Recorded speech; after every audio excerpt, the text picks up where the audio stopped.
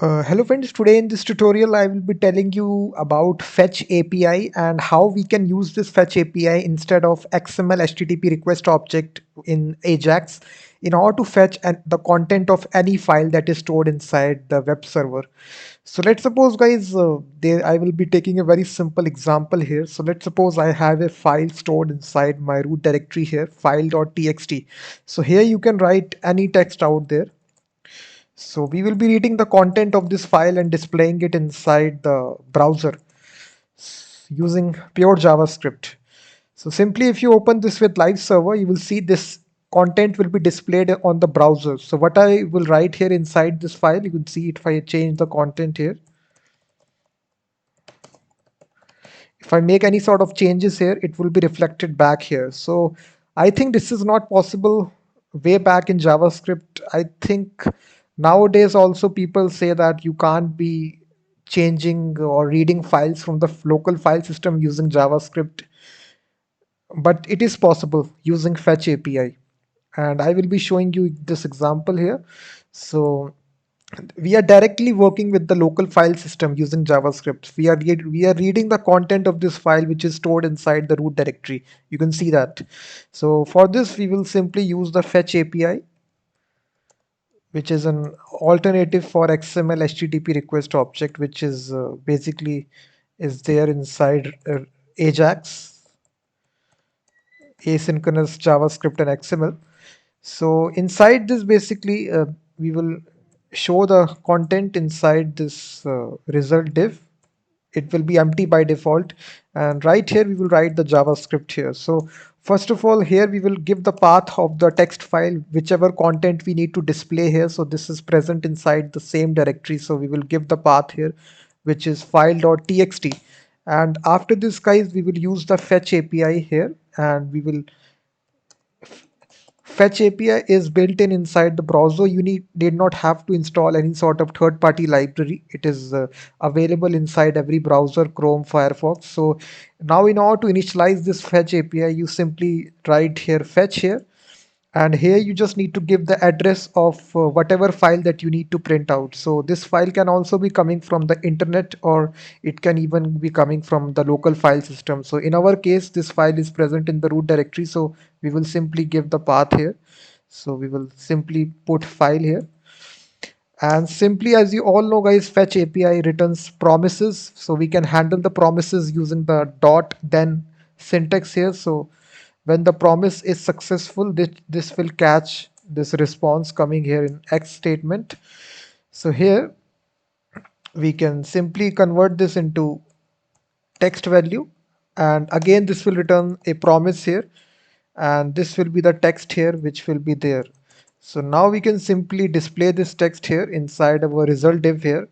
So we can simply say here document.get element by id, and we have provided this id, which is, you can see, which is result, and we will simply manipulate the inner HTML property here, and we will initialize it to simply y. So what you will see guys, if I refresh it, let's suppose I change this text to this text, and if I refresh it, you will now see this is successfully displayed it inside the browser. So whatever I write inside this file here, it will update and it will show these changes here. You will see that. So I don't know why I visited on many websites and people say that you can't be directly modifying value files which are stored inside local file system using JavaScript, but you can do this using Fetch API. It's so simple. You just need to call the path of the file. You can store these files locally inside your file system, and you can read directly the content of this file and display it inside the browser. And this is only the text file example that I am taking inside this tutorial. So if I explore more, I will make more videos, and if I in the future. So this is really easy here. So if you just explore more here, and if you console log x value here, so here you just need to return x dot text here, and if you just console log x here, it will exactly, if you go to the console here and if you try to look what is returned here, and if you go to inspect element, go to console here, you will now see this is the promise which is returned to us, and it is a response object, and it has got a lot of properties out there. So you can see we have got the body, we have got the headers, we have got the status, set status text, type, URL. URL represents which web server you are basically making the request to. So basically this is local host here. We are locally hosting this application, so that's why this is the URL 127.0.0.1. So this is a port number and this is the file.txt.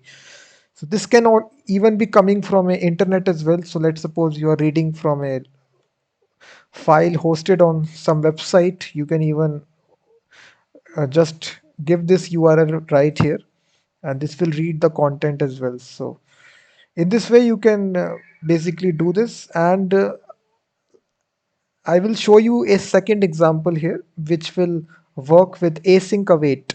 So async await, guys, basically is a syntax that you all know how we can do this. So let me declare a function here, get text, and here we will provide the file path here, file.txt, and here this will be a async function. Async function, as you all know, which is used to write async await code, and this function will obviously be getting the file here, file path, and here we will do this process very easily using async await. And as this is a async function, we can use the await keyword here. So we will simply make a fetch call to this file here.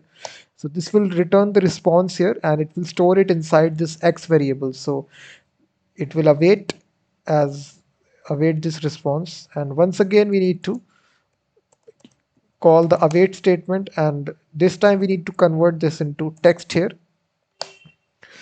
and then we can simply target this result here, result div that we have given here, and simply we can say here result, and we can manipulate the inner HTML property here, and this is equal to y. That's it. So this also makes the same request here to this file here. So whatever is present right here inside this file, if I say here like this, you can also have multiple lines also inside this text file. So now if I just open with live server, you will see all this text will be successfully read from the file here, and you can even do this using async await also. Yeah, fetch API can also be called using fetch async await. So this is a very simple example that I wanted to show in this video, how to read the content of a local file, local text file using JavaScript. We have not used any third-party library. It is all happening in pure JavaScript. This is the beauty of Fetch API. You need not have to install anything here. And thank you very much for watching this video. If you like it, please hit the like button, subscribe the channel, and I will be seeing you in the next video.